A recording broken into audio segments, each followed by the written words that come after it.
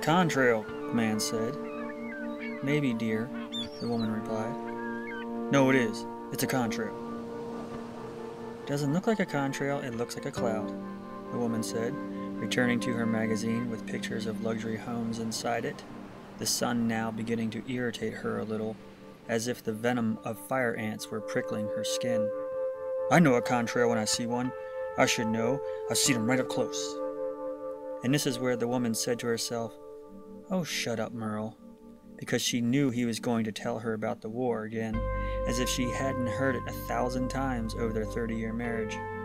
But here, on vacation, she wanted to push him into the pool, and that would be the last of it. Yes, Merle, it is probably a contrail, she said, interrupting him just when he was about to get to the part where he bombed villages, the ones he was told to bomb, the ones that weren't on his map, the ones the newspapers would dutifully later say the communists burned.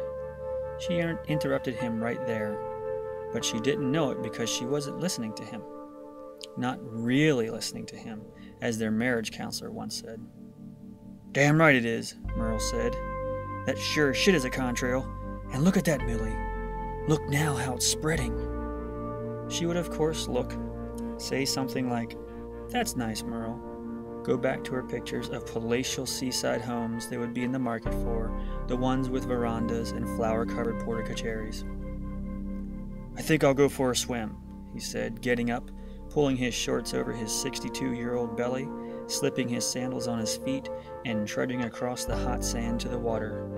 The water, rough with waves coming in from a South Pacific storm that, being far away, did not sully the blue skies above with its gray, churned almost innocently, yet rough enough to entice the old warrior in to test his mettle.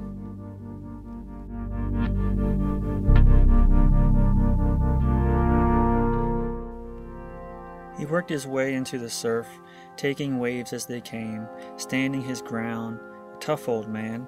Crazy Merle, the boys used to call him in the war. He wanted to go out beyond the toe-touching point, swim with the swell.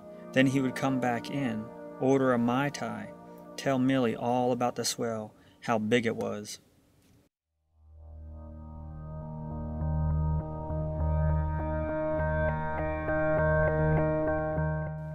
But once the wave hit him, it was too late to dive.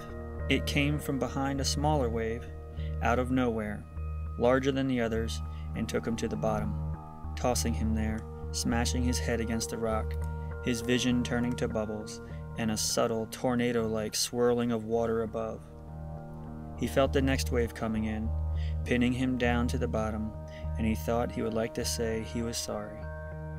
He wished he could be back, right beside Millie, to tell her he was sorry for all of it, all of the bickering, all of the drunken rage, all of the innocent bodies piled into mass graves.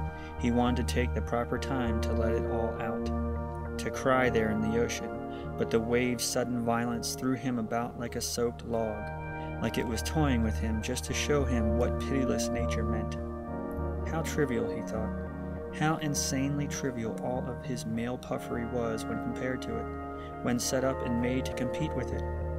Up there on land, he fought wars with everyone he felt the need to, but down in the breathing ocean where it moved how it wanted, carefree and simple with an innocent violence, he was small, like a child, and so he let go, fell into the swirling embrace, hoping it knew mercy and would be kind to him in the end.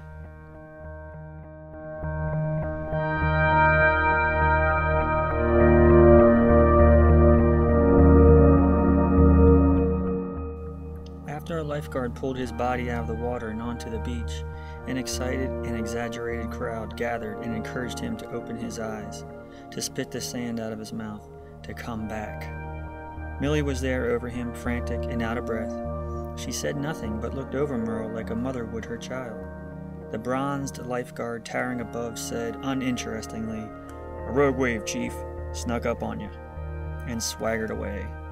The old man regained his awareness, slowly, and only the arrogance of the word chief bothered him now as the young, rippled lifeguard coolly walked away, scanning the beach for any impressed girl that witnessed the rescue. Merle thought how the young lifeguard, sure in his immortality, could not see the fragility of his own life, it being hidden from him just as Merle's happiness had remained stubbornly hidden for most of his life.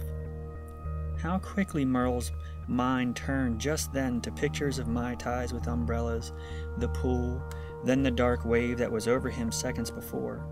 In a matter of moments he would be back in his chair, drinking, breathing easily.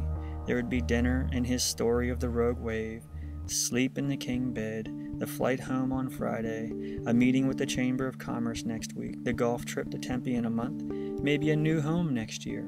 And this would all be a long, distant memory not worth dwelling on. "It was a rogue wave, Millie," he would say later, under the merciful shade of the umbrella. She looking down at the pictures in the magazine, wondering for how much longer it would last. "A rogue wave!"